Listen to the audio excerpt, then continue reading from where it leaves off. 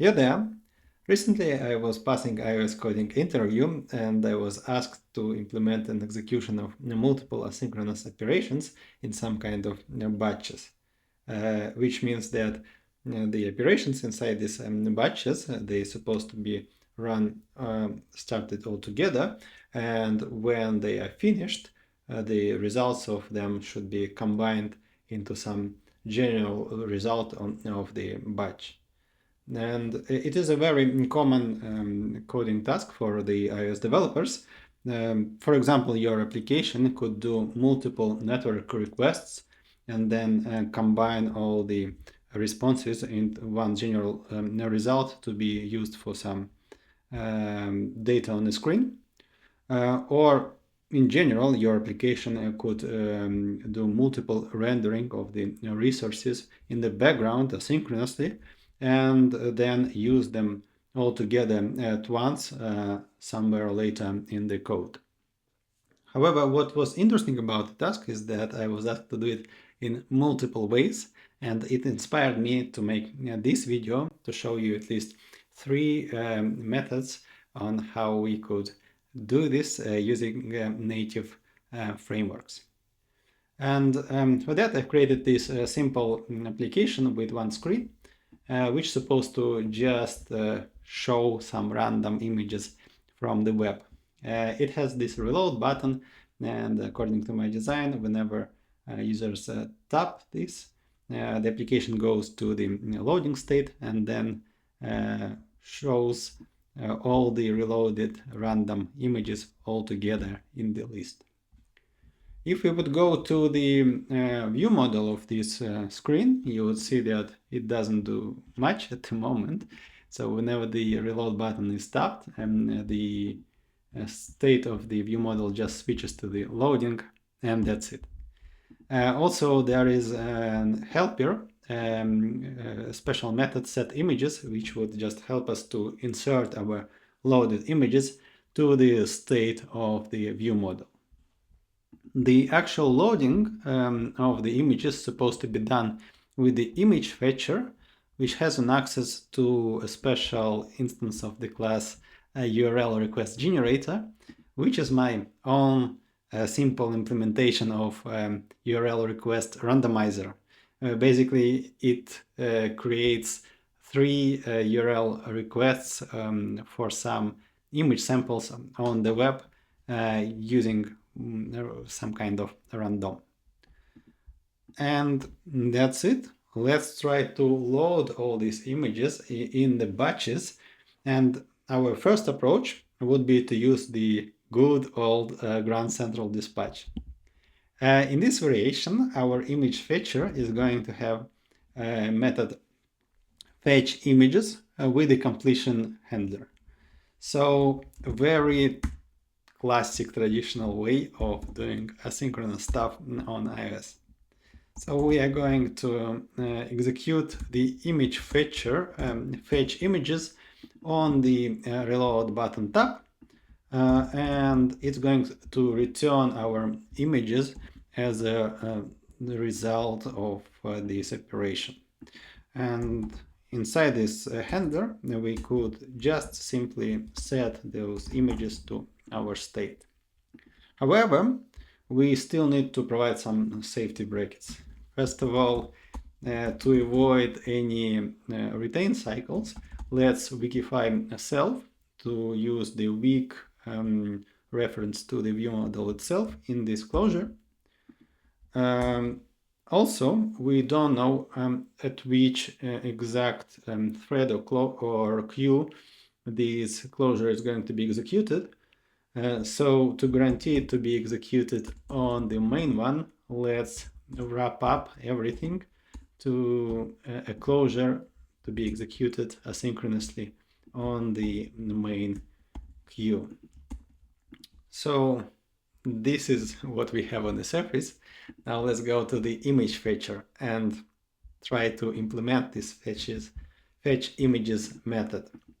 So as you can see, our first line in the method is actually generating our random requests.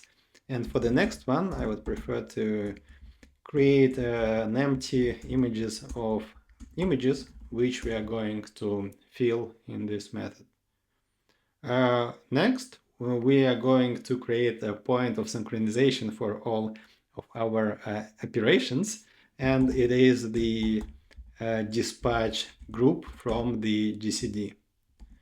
So we are creating the group, and then we are creating working blocks on these groups. So for each request in the request array, we are first going to signal to our group that we are entering a new working block. And after that, we need to start our loading. As you can see, the image fetcher has an access to URL section. So we are going to load the data for our request using the data task for the request. It returns the response in the completion handler, and the result of this method is actually a task which is suspended after the construction. So to start actual loading, we need to resume it. In the completion handler, let's focus on the image data itself and just ignore the URL response and any potential error. And over here, we could check that the data exists, that it is not new, and that also that we could convert this data to the UI image. And if so, then we could just add this image to our result array. And after that, whenever we edit it or not, we should indicate the group that, well, our work item or job is done here. All right. What is a problem over here is actually we don't know exactly on which thread or queue this completion handler is going to be executed. It could be even executed on different ones. In this case, we would modify images array from different threads, which is not safe. And to avoid this, usually what we do in GCD, we are creating a new queue, like data access queue, which is going to be our own custom queue. Let's label it as data access. By default, all the constructed queues are serial, which means that all the code we put them on them to be executed is going to be executed one by one. So in this case, if we would put this particular closure, this particular code as a closure on this queue, then, well, we would guarantee that there is a single access to modify images at any time. All right. However, as you see, we started to use self in this completion handler. So let's also wikify it to avoid any retain cycles. Finally, we've created all our tasks and started all the loadings. Now let's implement some code which needs to be executed when all the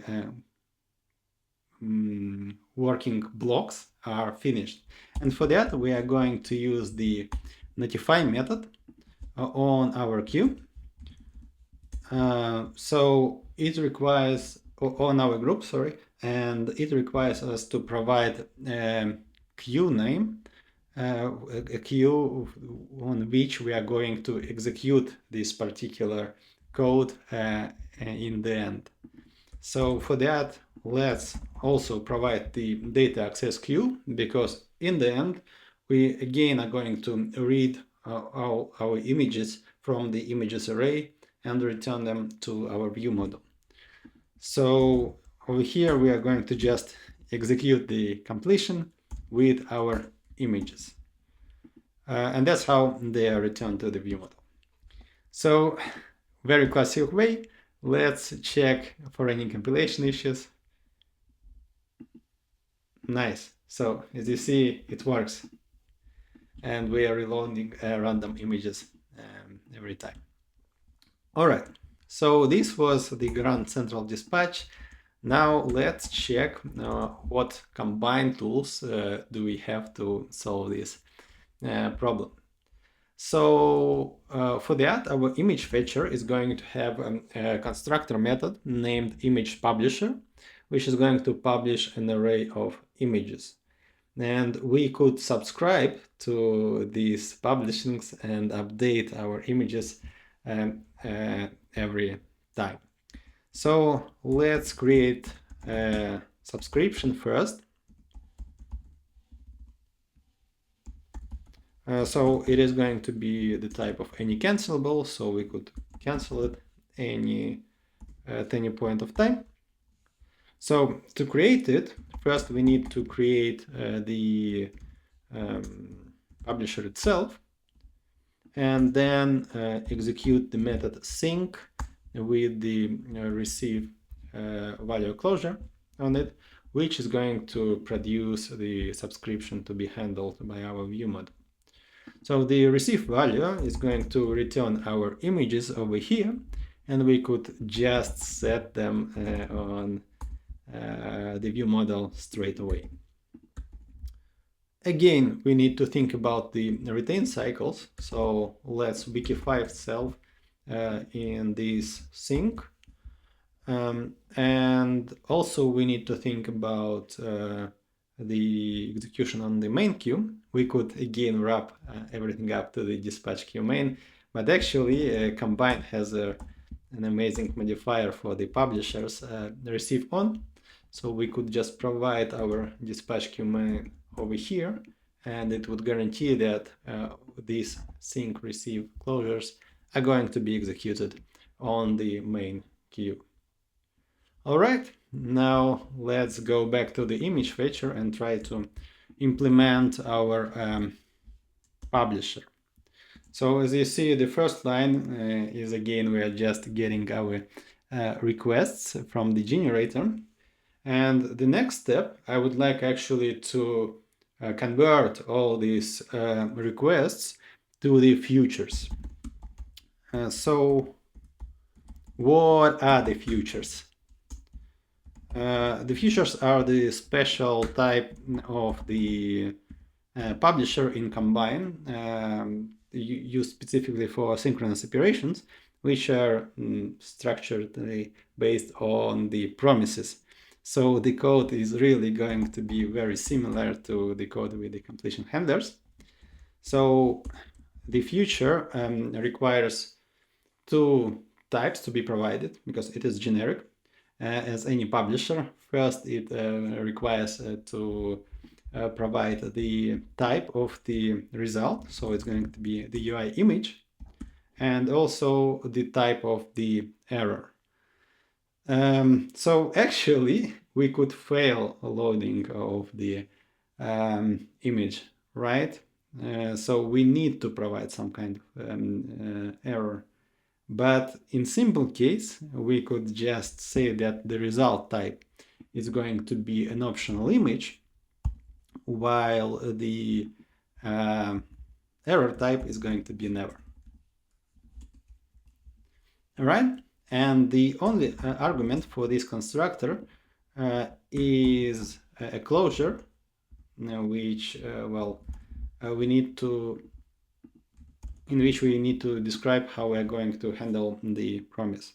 Basically, this closure is going to be executed straight away after, straight away with the future construction. So over here, we again are going to simply execute our task on the URL session. So we are constructing it and resuming straight away. And over here, we again need to check if data of this load exists and that it could be converted to the image. And if everything is all right, then we are going to execute our promise with our image, right? And otherwise, we are going to execute promise with the nil. Oh, sorry. We need to execute the success with an image, or otherwise we're going to execute success with the nil. All right. So now we have our features. They all already started all the loadings, and now we need some kind of combine them to one super publisher. So how we could do that? So for that, the combine has the special type MergeMany. So here we are going to provide our features, and we are going to execute the collect on them to well, create a publisher of the collections of results of each of our feature. At the moment, our features return optional images. However, we require for the publisher to return just images, right? So to convert them, we are going to use the map, and the map is going to convert the output of the initial collection, which is, as you would see, the collection of optional images, to simply a collection of images. And to do this, we are basically going to execute the compact map on it and just filter out all the nils from the array. Finally, we need to somehow convert this publisher to the expected type as any publisher. Currently, well, it is not, so we need to execute the erase publisher, erase to any publisher on our result to match the type. And that's it. Let's check if this solution works. Yeah, so we're tapping the button, and yeah, the reload happens. Great. So this was combine. Now let's check on the Swift concurrency and async await operations. So for that, I would actually go to content view model protocol and well, mark it as a main actor. Just in case, well, actually a lot of view models would benefit from that. And in this implementation, our image fetcher is going to have a fetch images async method. So to execute the async method inside the sync reload button did tap, we would need to create a task, and inside it we finally able to execute the fetch images. Of course, we would need to wait for them, and we could put them to some kind of variable. And when we have the images, we could wait and run the setter on our main actor again. So it's going to be the self set images. The only concern I have here is that we are again using the self in these closures. So let's actually wikify it just in case. So if the task is started so further in the future than that the view model does not exist anymore, then we're going to check it and just suspend the code execution straight away, right? And over here we're also going to use the weak version of set. Okay, so now let's go back to the implementation of the fetch images method. So again, we have our requests, and we need to somehow execute multiple tasks all at the same time. So we are going to use the structured concurrency, and for that we are going to wait for result of the task group. So the task group constructor requires us to provide some types. So the type of the result of the whole group is going to be the array of images, and the type of individual task is going to be the optional image. Let's actually do it in very verbose way so that compiler wouldn't mess with us. And finally, we need to describe all the things which we are going to do with the group. So first we are going to construct all the tasks, and then we are going to return for the result of the group. So for the tasks, we are going again to go through all of the requests in the request array, and we are going to execute group add task for every request. Over here, we again are going to use the URL session. We are again using self, so let's wikify it straight away on the top level.